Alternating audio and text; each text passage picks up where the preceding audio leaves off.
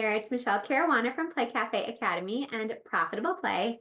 And I have a much needed conversation to share with you today. And by much needed, I mean, this is one of those times where I wish I could hop in a time machine and listen to this episode back in 2015 when I opened my business because I needed this information and these resources so badly. So today we are speaking with Elisabeth Robinson, and Elisabeth is a HR professional who also has brick and mortar business experience. So she has over 20 years experience in the HR world, and she's owned two brick and mortar bakeries. So she has a really unique perspective, and she's really going to be our guide today. And the topic of today's conversation is handling difficult conversations. So we are going to cover all the bases. We're going to talk about handling difficult customers and handling any issues that arise on that front. And we are also going to talk about the employee side of our businesses. So handling issues with employees. We're going to talk about conflict between employees, how we can gain more confidence and reduce our pre-conversation anxiety, which is something I know I struggled with, because something that I always point to about being really shocking to me especially when I first entered this industry, something that really surprised me was just how much time and mental and physical energy I would spend managing my team. Now, don't get me wrong. I absolutely loved having a team. I needed that support system in my business, especially because I had two small children when I was running my brick and mortar play space. So it was 100% necessary for me to have both a manager and a full staff. And we're going to talk about that in this episode. But it was really shocking to me just how much time I would spend hiring, training, firing, handling conflict, communicating.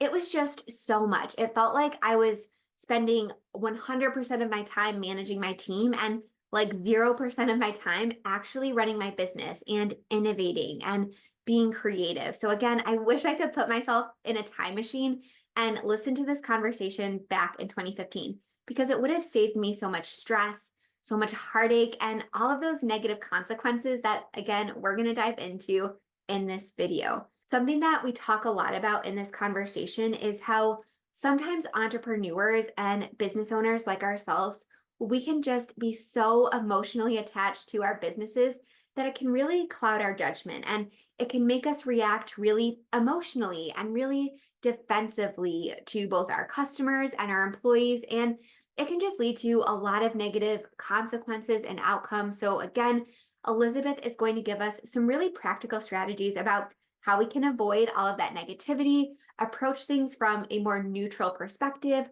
when we might need to outsource these conversations. And again, we are going to cover all of that today. So if you would like to learn more about Elisabeth and her business and take advantage of the free consultation that she is offering all Play Cafe Academy subscribers, I've linked Elisabeth's information in the video description. So if you have any questions for Elisabeth, please feel free to leave them in the comments or reach out to her directly. But again, this conversation is much needed, I know, for me personally. So I hope you enjoyed this as much as I did. All right, without further ado, here is my conversation with Elisabeth Robinson. Hi, Elisabeth. Thank you so much for joining us today. Hey, how are you? Thank you so much for the opportunity. I'm so excited to be here. All right, so before we get started, do you want to quickly introduce yourself and let us know what your business looks like and who you serve? Yes, so the business I created is called Mastering Hard Conversations, just because I always had hard time with hard conversations. So this is for me more than anything. But what I figured is that even me that didn't have any voice, I couldn't confront people. I got to the point that I can. So if I can, I know anybody can do and have a hard conversation. So I'm serving whoever I used to be.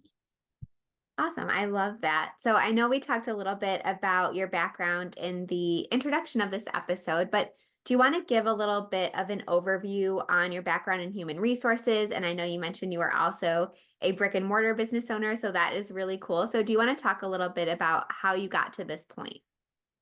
Yes, so I've been in human resources since 2003. So maybe some of you were not even born. It has been forever. I am so fascinated by people.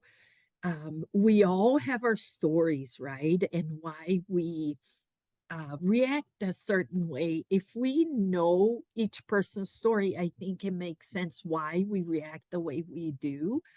And I love it. So I've been through HR, simple conflicts, all the way to court, IRS, FBI, and every time is hard, but I know I can do it. So that's what I want everybody to know that we can do it. Awesome. And I know a lot of people listening, including myself, are kind of in your before scenario. So we're feeling nervous, we're lacking confidence approaching those difficult conversations. So let's kind of dive in. Can you talk about some common challenges that you see with your clients and business owners when it comes to this topic? So I think the first thing to keep in mind is to keep it light. If you guys are anything like me, the more we push it aside, more it festers and more emotional I get, right? So keep it light because we honestly have conflicts every day, right? It could be little ones. Like sometimes when we think of conflicts, we think of big things like divorce or breaking up a business, but really every day we go through conflicts. Um, but keep it light. And also, instead of attacking the person, which I learned, I was somebody too emotional. And I would say, for example, this is a little heavy, but I would say, "You're a liar." Instead of doing that, I learned that I should say, "Hey, this doesn't add up to what we agreed." So keep it light and tackle it as soon as possible because then doesn't faster is better for ourselves, you know? Yes, and we were talking a little bit offline about how when we're entrepreneurs, as opposed to like somebody working for another company or for a boss or something like that, we often form these heavy emotional attachments and emotional ties to our businesses and can often feel like these businesses are an extension of ourselves or almost like a child. I know I always refer to my indoor playground as my third child, and that Yes. can lead to those very emotional, very heated, very defensive responses.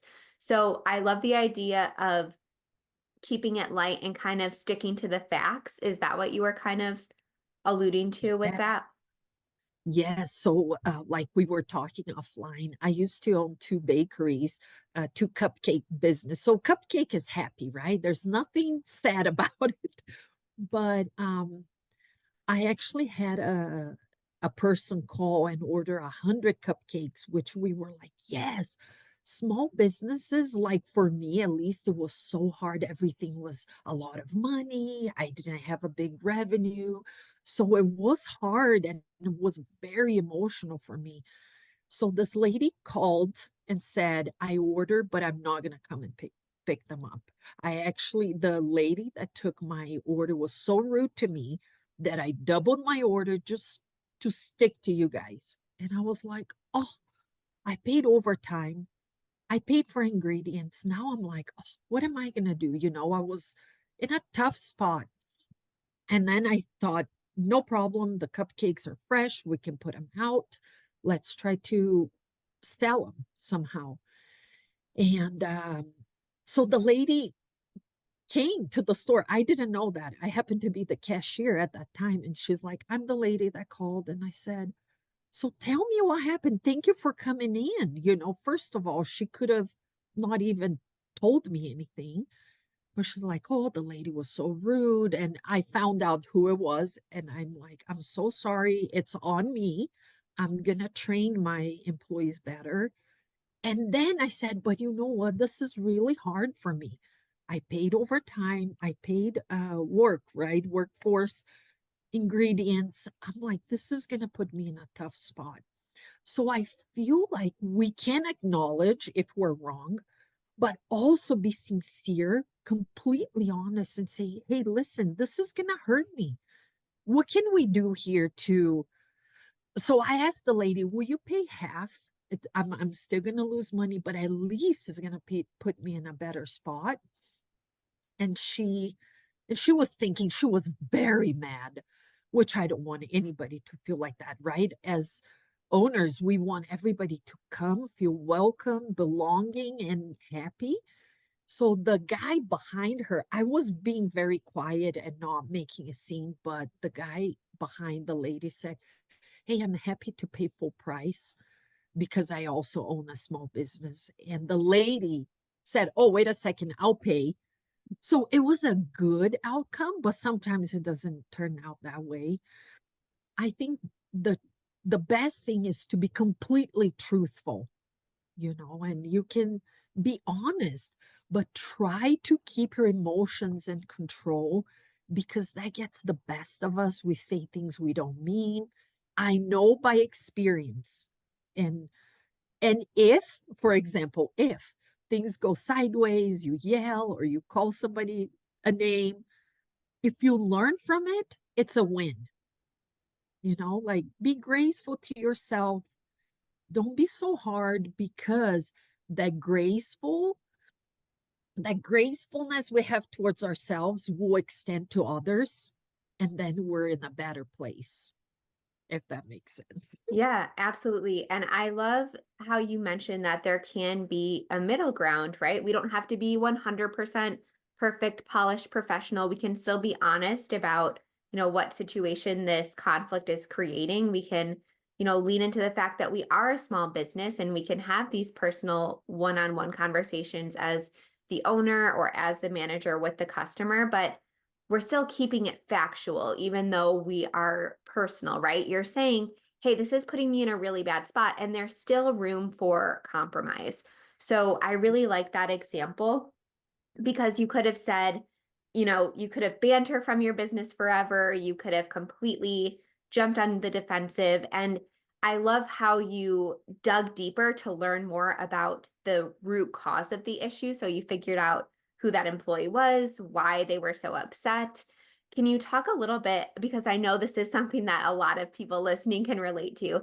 Can you talk a little bit about how you handled the situation with that employee, or how you would Oh, recommend somebody handle that? Because, I'm sure after the good outcome, right, there was still learning to do. And I love yes. that you acknowledged that, that was on you as the business owner. You are responsible for your people. And I love how you mentioned that you were going to do better in the future and gave specifics, I'm going to train my employees better. So there's some accountability there, but can you talk to Mhm. me about how it turned out after that customer left and how we should maybe approach that other difficult conversation with the employee? Oh, that's such a good conversation. So usually at my store, when they order something, the person that took the phone call or the order will write their names because then the baker could call and ask, what kind of pink? Is a hot pink, a light pink? You know what I mean? Like, so I knew exactly who took the order. So I pulled that employee aside because I also wanted to give the employee an opportunity to tell her side of the story. Maybe that lady was mean and she lost it. I don't know. So it was an opportunity to tell my employee that no matter what, the client, we want them to have a good experience, right? So I had to do a little coaching. Okay, when you get mad like this, you can get somebody else, or you can, if you feel like you're losing it, you can say, hey, um, do you mind if I get somebody else? It's something came up. You can just something, just come up with something and say, hey, let me pass this to somebody else. And then this new person coming in is fresh, right? Doesn't have that emotion. And you can do that.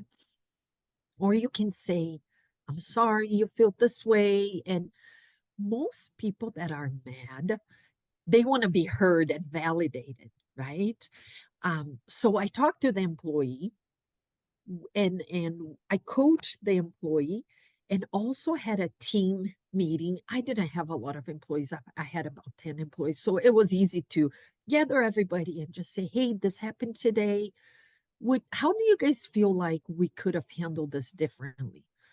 And what I discovered is that honestly, there's not one right. There's like your right, my right. There are many ways of doing something right.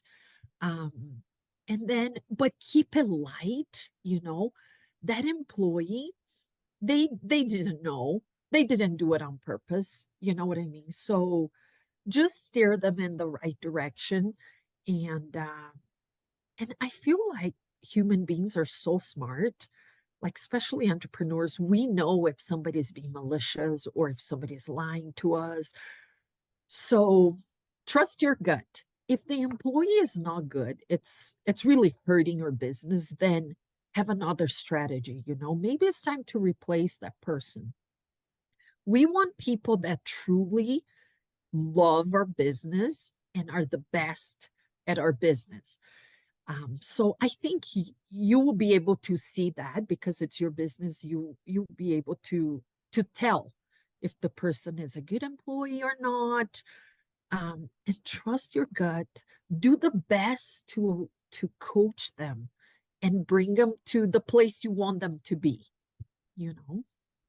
I really like that answer because it acknowledges that employees are still people, right? You could have easily said, oh, I told that employee to keep emotions out of it and to, make sure they're always professional on the phone. But I love that you didn't say that. I love that you said, hey, I understand emotions come up. We're all human. So if you're feeling like you're, coming on the edge of unprofessional or you feel like you just need a moment, and you empowered them and said to hand it off to somebody else. I love that you acknowledge that things happen. We're all Mhm. people and gave an alternate route and just didn't say, never do that again. You should never be emotional on the phone because that's just not realistic, right? We Yes. are real people running real businesses. And especially when, you're in a bakery environment, handling people in person, handling people on the phone, you don't always have the clearest headspace. You don't have, you're not sitting at a desk sipping hot tea, right? So you might Yeah. just be approaching it from, an already frustrated standpoint. So I love that you empowered that employee with an actual realistic strategy and not just, didn't just say, never do that again, never get emotional with customers. Because again, that's just so much more actionable than the Mhm. other scenario would have been. And I actually had a situation really similar where, somebody called to book a birthday party and our birthday party forms were very, very detailed. We went Mhm. through all of the information before we even took a deposit. And this was very early on in my business. And the person ended up getting so frustrated because the employee was struggling. They were getting emotional. They were getting frustrated because there was a line of customers coming in. It was Oh, noisy. They yeah. couldn't hear. And we had a very similar interaction. The person ended up just hanging up and then reaching out to me personally and posting in a couple Facebook groups, oh gosh, I Oh. had this horrible experience. So I was kind of faced with a very similar situation where I had to confront the employee. And it actually turned out that a couple employees were feeling the same way, and that the process of booking a birthday party was just too cumbersome. We had to ask too many Mhm. questions, and there just wasn't enough people there in person for anybody to have an actual positive conversation that would lead to a booking. So I Mhm. actually took that information. I entered the situation feeling very frustrated, feeling very angry that this happened, but it turns out it was something that was within our processes.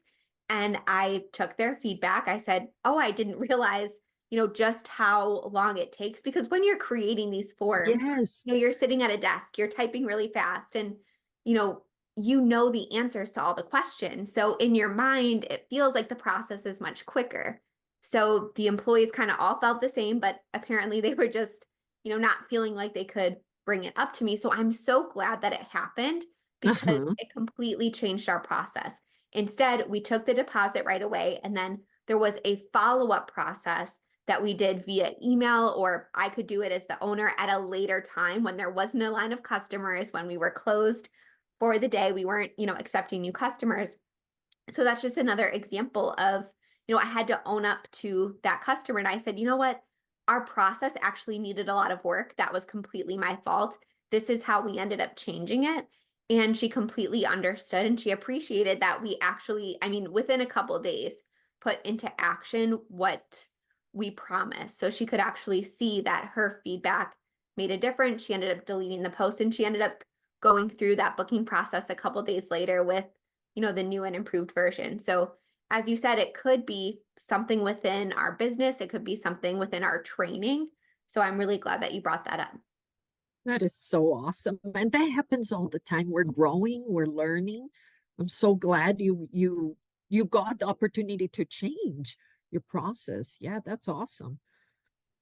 Yeah. And if we never have conflict, we never grow, kind of as you It's said true. earlier. Hmm. So I did really appreciate that because then, we started booking a lot more birthday parties because something that, we don't realize often as business owners is a lot of people have negative experiences, but they never post about it or they never reach True. out. They just kind Yeah. of quote unquote suffer in silence. So, it kind of came to light after we changed that process that, oh, people are calling to book parties and hanging up a lot more often than we realized. They're just not being as vocal about it. So there was a Yeah. big problem. It just hadn't come to light yet. So Hmm. after we made those changes, I noticed bookings went up. Wow, a lot more people are booking over the phone. What changed? Oh, we made it a lot easier. We cut the time from 15 minutes to 2 minutes. Oh, that's So awesome. again, just Yeah. because people complain doesn't mean they're the only one that's been affected by an employee, by a process. So I know that's kind of off topic, but that's just something Oh, I think. that's awesome. Yeah. What a great lesson.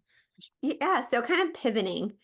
I know that a lot of us who deal with conflict, deal with customers, deal with employees, something that comes up a lot in my membership and with clients is, this pre-conversation anxiety. We're feeling a lot of fear going into these conversations. So, do you have any tips to help us prepare, mentally, emotionally to have these tough conversations with either employees or customers? Sure. Oh, that's so good. I think to have a hard conversation, the first step is our own thought work, right? I am somebody that have high anxiety. I have a lot of I get nervous very easily. I'm very emotional. So I do have to have a lot of thought work. And sometimes, if I have anxiety about a certain thing, I try to remember why this is triggering for me. Like maybe when I was little, somebody lied to me. So when somebody lies, I get so worked up. So then I understand where I'm coming from. I'm usually like, yeah, of course I'm nervous because this happened when I was little and that's triggering for me. So I'm triggered right now. What can I do to be in a better place? So I do a lot of thought work myself to understand where I'm coming from. And then I prepare. For example, let's say something, the agreement was $1,000, but then when you get the invoice is 2,000, for example, hypothetical. Instead of like me, I would be fuming. I'll be like, wait a second, why is this so expensive? But then I do thought work and I ask, hey, remember we decided it was going to be 1,000. Why is it 2,000? So I just get the facts and I try to really control my emotions because that's better for me. I show up better. So do a lot of thought work before you storm into the conversation because then you will be more collected, you will have more confidence, and depending on the answer, you can go from there, but you show up in a good way, in a better way, you know? Yeah, so can you give some examples of what we might want to prepare ahead of time? So is it the facts? Is it questions that we want to ask? Can you elaborate a little bit on that? Yes. So, first of all, be curious. Like, let's use this example of being 1,000, but the invoice was actually 2,000. So just ask, hey, what happened here? We decided it was gonna be 1,000 and did something go wrong? And if they say, oh yeah, this is wrong. Sorry about that. Because this happens a lot, they just throw a big number. If nobody sees it, more money for whoever is invoicing you. Or the person will say, "Oh, yeah, while I was fixing this, this also came up." And you can say, "Oh, I want you to ask me before charging me." Or if it comes to a point that you see that is valid and you need to pay the $2,000, you can say, "Hey, right now I have a budget for 1,000. So give me a month or two and I can pay the rest. I can pay it right now because it wasn't the agreement. I wasn't prepared." So just be firm. Don't hurt your business, but also ask questions, ask in a good manner so the person will work with you and you will not be upset. You will not have a bad day because of one invoice. Like protect yourself and your mental space because you have much more bigger things to tackle. So don't give your energy and your best into something that is not so important. It wasn't always like this for me, but like protect your mental space. Absolutely. And for me, I always remind myself, like, I think our phones being so attached to us and, communication being so, readily available, I almost think it's done a real disservice to business owners Yes. because, Mhm. a lot of times I'll read an email or I'll get a notification or a social media message from a customer or a vendor, and I'll read it when I'm, at the playground with my kids or something like Yeah. that. And I'll read it really quickly. I'm not in the right headspace. And maybe I misread it or I misinterpreted the tone. And then I'll fire off a quick reply and I actually completely missed the point or I misread it. I just did this the other day and it was so embarrassing because I read it twice, but I just wasn't in a focused headspace and I completely Mhm. misinterpreted it. And I fired off an emotional response and it had consequences. So another tip, I think for me when it comes to coming prepared is if it is, something as important as, an invoice or if it's a customer or something like that, I try to remind myself, wait till you're at your desk. I know you said to tackle things as soon as possible. But I promise you, people are okay to wait a couple hours. You might not Yes. want to have them wait a couple days, but I know for Mhm. me, if I reply right away, I'm going to get something wrong. Either I don't say what I want to say effectively, or I don't read what I'm reading the right way. So I say, you know what, listen, this isn't as urgent as I might think it is. I'm going to wait until I have a clear head, until I'm in a quiet room, my kids aren't screaming at me for a snack, and then I'm going to Yes. type out a thoughtful response. And once I started implementing this and really holding myself accountable, my communication got 1,000 times better. So for me, that's how I prepare, is just being in a right space mentally and physically to actually have a tough conversation. I do not have tough conversations anymore, whether it's via email, social media, if I am not in a peaceful and quiet environment. Oh, I love that you said that because that happened to me so many times. I read it and I read it wrong because I'm in a hurry or I'm driving and then respond and I create a bigger problem. I think we all have done that, right? But taking a break, like you said, just take a break, get in the right mind, uh, state of mind, and sit and think about it before responding. Oh, I love that. I do that too. I implemented that in my life too. I love it. Yeah. One thing I wanted to ask, because this is something that I've kind of always gone back and forth about, but when it comes to, again, preparing to have these tough conversations, whether it's confronting something or replying to something, do you ever recommend, if you have like a trusted peer or another business owner friend or somebody in a very similar position with a similar background, do you ever recommend kind of bouncing ideas off of them to see if your response is warranted or completely off base? Oh, I love that question.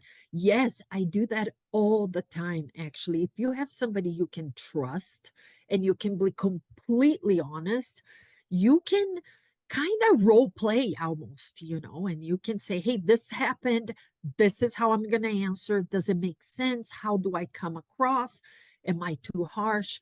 And if that friend is truthful and you can really trust, they will say, hey, back down, or no, what you're saying doesn't make any sense, or say it this way instead of this way. I feel like even role playing, all that anger and emotion kind of goes out, and we're not so angry or emotional. So I love role playing and picking somebody else's brain, because sometimes something that is hard for me is super easy for you, but my perspective is different. And I'm tainted, I'm angry or I'm emotional. And it's so good to talk to somebody that is not in the middle of the hard conversation. They have fresh eyes. And sometimes I have friends that said, hey, you are nuts. Calm down. It's not a big deal. And then I'm like, that's true. It's not a big deal. I'm making a big deal. I think that's perfect to bounce off ideas from somebody else. But we actually do that quite a bit in my membership for indoor playground owners. It's one of the things I created because it's something I wish I had when I was in business. And it's so funny, just the other day, somebody uploaded screenshots. They even had security video of someone having a confrontation with their staff. And they posted, oh my gosh, this woman attacked my business. She wouldn't pay for her party. I completely banned her from the facility moving forward. And she posted all this stuff. And it's funny. I think the reaction that she was expecting was a pat on the back. You did the right thing. And it kind of went the opposite way, kind of like you explained. People said, I think you need to take a step back, take a deep breath, reevaluate. Her body language isn't actually, I'm not reading the same reaction as you are. I'm looking at her body language, I'm hearing her.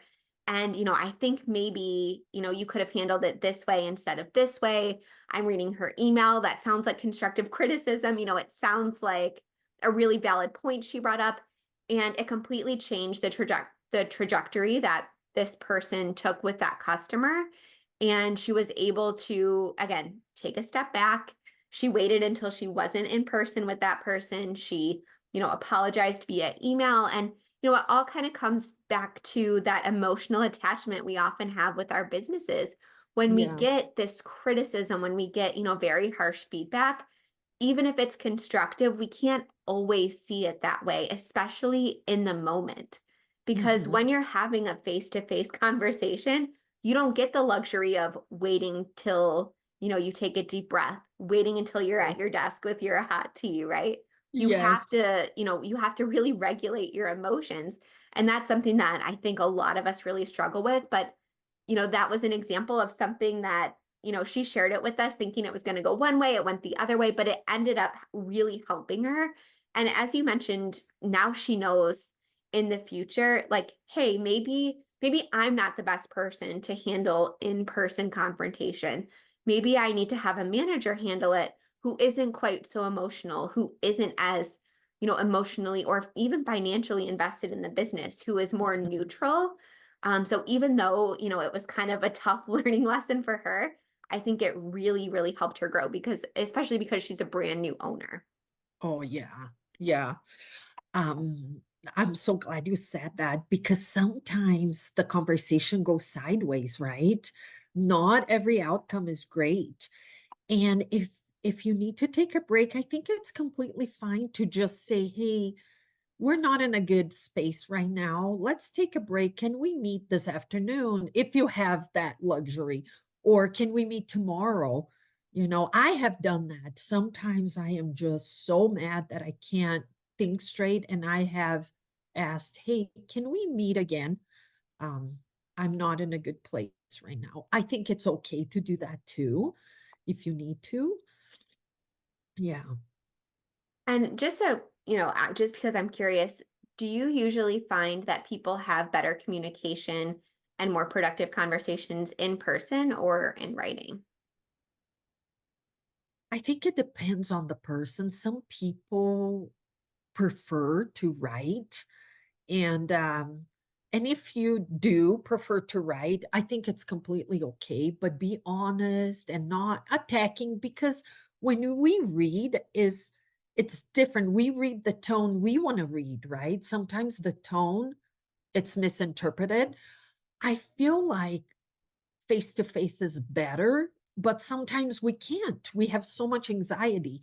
And for a little bit, I couldn't. I had so much anxiety. I couldn't think straight. So I had to write. I finally am at the point that I can, in a nice way, in a light way, say, hey, do you have 5 minutes? Can we talk about your attendance, for example? You're late every day. What is going on? Like keep it light for your own sake, but it really depends on how you're going to show up. If you show up better in writing, do that. But if you're going to show up better in person, do that too.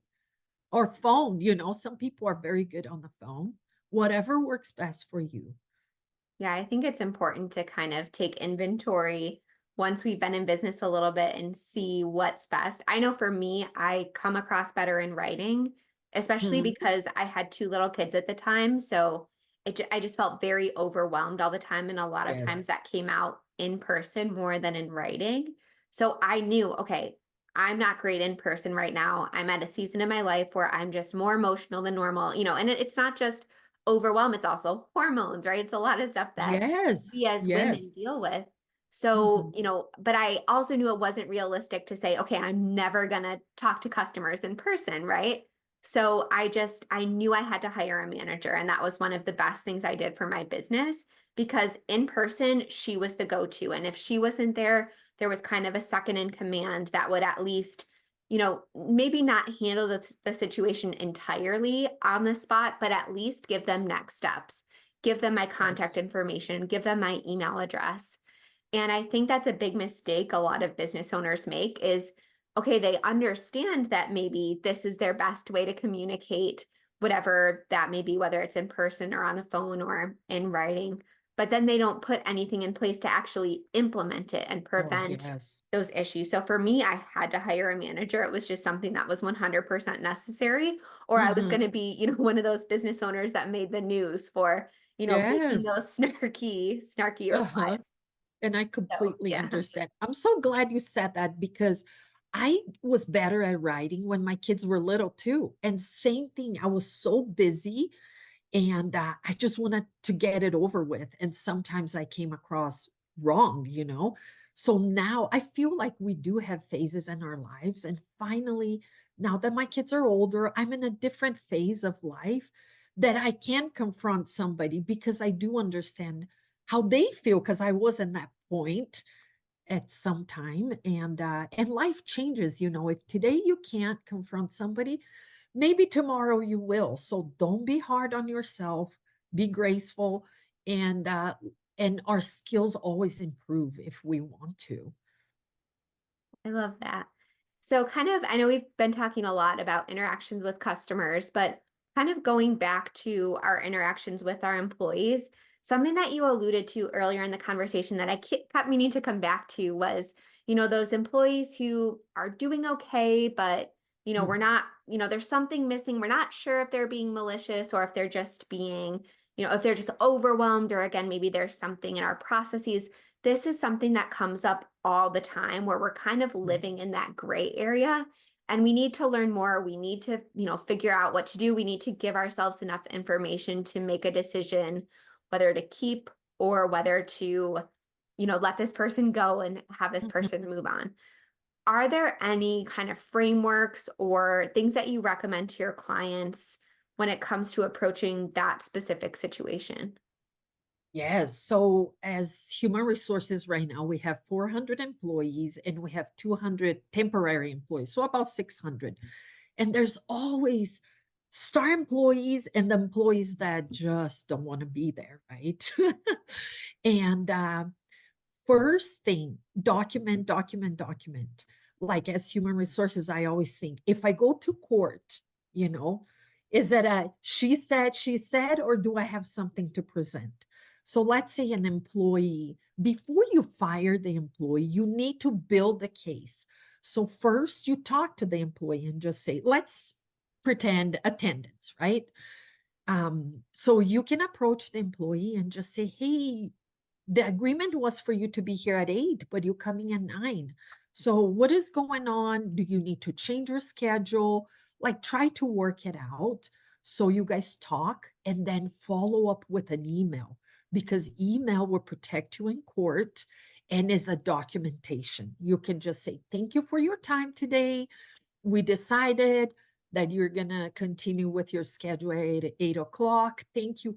Like, be clear, completely clear of your expectations. So that's the first conversation. So the employee, if the employee doesn't change, then the second conversation is easier, because you say, hey, remember we talked about this, and you agree. So this is a little bit more serious. So you can do a verbal write up, it could be a little bit more structure, and you can say, okay, now I'm putting you in probation, or you can say, I watch you for a month, or you know what I mean? Like, work with whatever is best for your business, but be a little bit more strict. And if the employees still don't change, then you can move on and say, hey, this is your last chance. If you want this work, I want you to be here.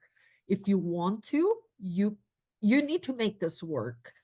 And then, like, you gave the employee so many chances that when you fire somebody, it should never be a surprise.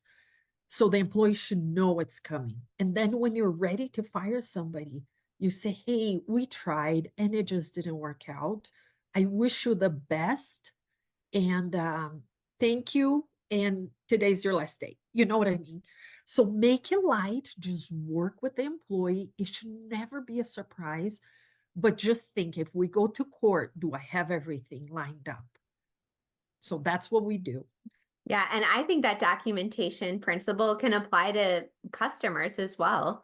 You know, Yes. because, even if you have a conversation on the phone or in person, I love the idea of following up with a written email just so that it's documented, there's a timestamp so that, if there's a credit card dispute or if there is, an issue with going to court, if it's a higher ticket item like a private birthday party, you have that in writing. So I'm glad that you said that, but I think it can apply to multiple areas of our business. Yes, you protect yourself and your business at all times. Yes.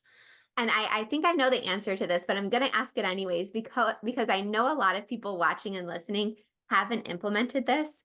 But when it comes to documentation, as you said, with employees, how helpful it can be, is it a good idea to have our expectations for a specific job or just our employees in general in writing before any issues arise? So, for example, like an employee handbook, is that Oh, something that can be helpful in the employee onboarding process to hopefully prevent these kinds of issues and give us something to point to if those expectations aren't met? oh, I think so. Yes. And I know it's daunting and boring, right, to do paperwork, but that would protect the business. If you have a handbook, even a simple handbook, it doesn't have to be complicated. Just put in there, for example, attendance, things that are important to your business, and make the employee sign an acknowledgement. Also, if you have a job description, that will help you too. Um, so if the employee um, cannot do the basic job description, then they don't qualify for the job. So it's easy to get to the point of termination if you need to, and you are protected. So it is daunting and very, very boring. But if you could do a job description, employee handbook, that would protect you and the business so, so much. Absolutely. And luckily, if anyone listening or watching is in my Playmaker Society program, I give, customizable templates for all of those. So if you are one of those people, you do not have an excuse. This is absolutely something that you should implement because, again, this comes up so often. Somebody will post in our group, hey, I'm having trouble with this employee. They've called in 3 times in a row. What should I do? The first question that the seasoned owners always ask is, what's your policy? What is your Yes. written policy that they agreed to? What's in your handbook? Because if you don't have a policy, then you don't necessarily have cause to just be like, okay, you're done. Today's your last day. So having that written Yeah. policy, it's not just, necessary if you go to court, it's also just so helpful to Mhm. just be able to make it more black and white, more factual, less emotional, just again, a much more neutral conversation. And sometimes the employee, they don't even know it's a big deal. They think, well, you never said anything, so I keep coming late. But if you have all those expectations very clearly pointed out, then they know. Yeah. Absolutely. And one last question that I wanted to ask before we kind of wrap up, because this is also something that comes up all the time, Okay. is conflicts between employees and kind of having to work to resolve those. And that's probably for me, that was, I mean, top of the list of difficult conversations in my business because Hmm. I felt very comfortable, talking one on one with an employee. We had a handbook, we had written expectations. If somebody was not performing their job duties, I felt pretty confident being able to go in and work with that employee, kind of like you said. But when it came to, he said, she said, this person Uh-huh. said this, and I was working a birthday party with this person and they didn't do their job, and that was really difficult for me. And when it was two employees and me, it was very, very difficult. So how would you recommend approaching the situation when it comes to like fact gathering and kind of mediating a conflict between two employees? Would you handle it separately with each? Would you get them together? You don't have to get too far in the weeds, but I would just love to know your general recommendations on how we can get ready for that conversation. Yes. So at my work right now, that happens so much. We have 600 people, right? Different backgrounds, different everything. So before I used to bring them together and talk like the three of us, but that I don't know, sometimes that works and sometimes it doesn't. So what I do now is we have a complaint, yeah, a form that they can complain, and it doesn't have to be anything official.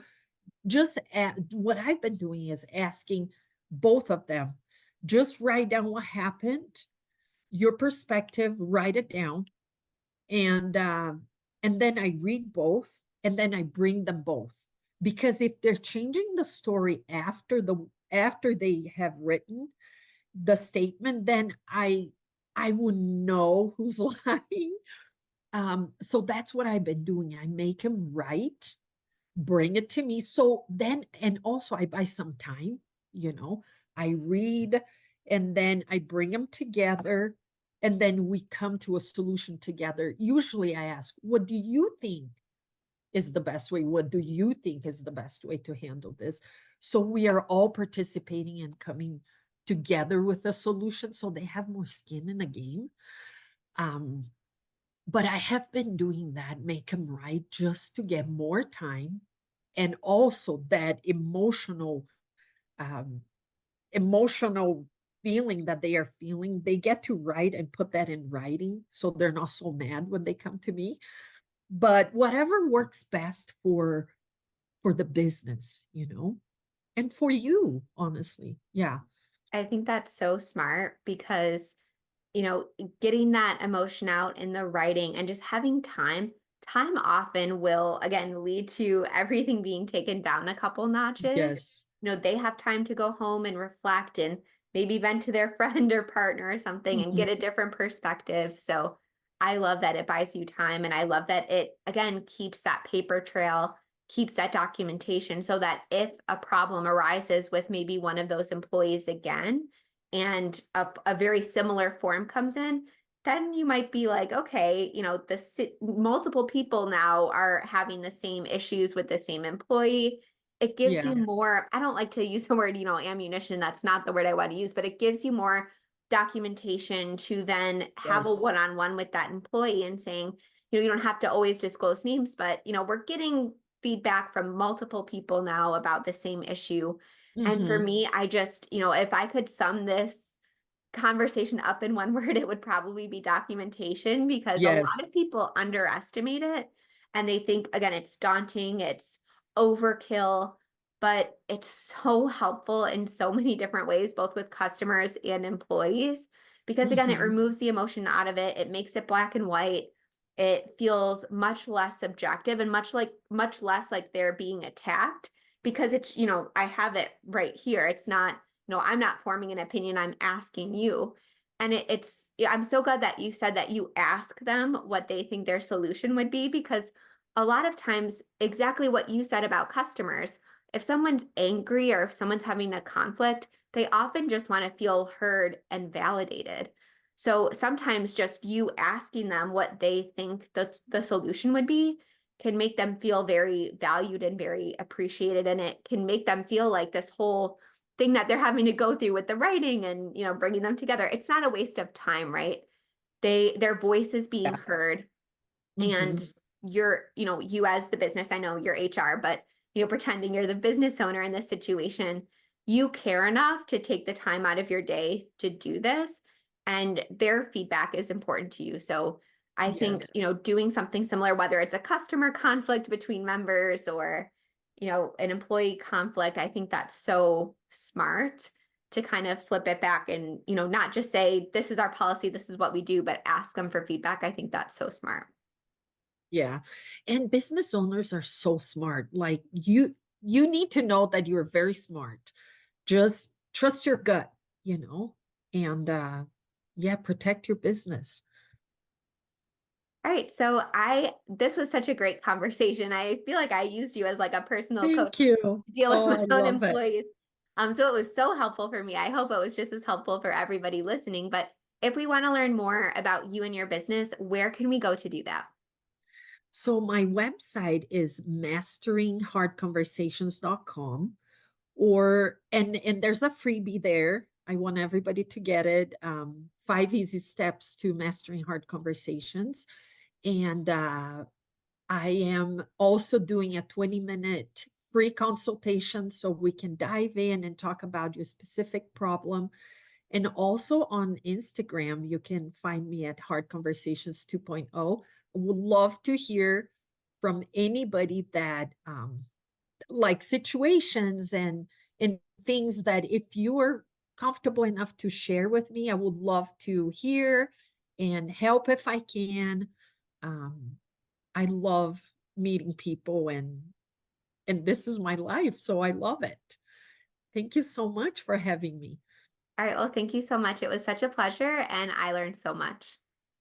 Thank All right, that wraps up my conversation with Elizabeth. As I said in the beginning of this video, if you would like to learn more about Elizabeth or take advantage of her free resources or free consultation that she's offering to my subscribers, everything is linked in the video description, or you can leave a comment and we will be sure to get back to you there. All right, have a great day, Playmakers. I will see you soon. Bye for now.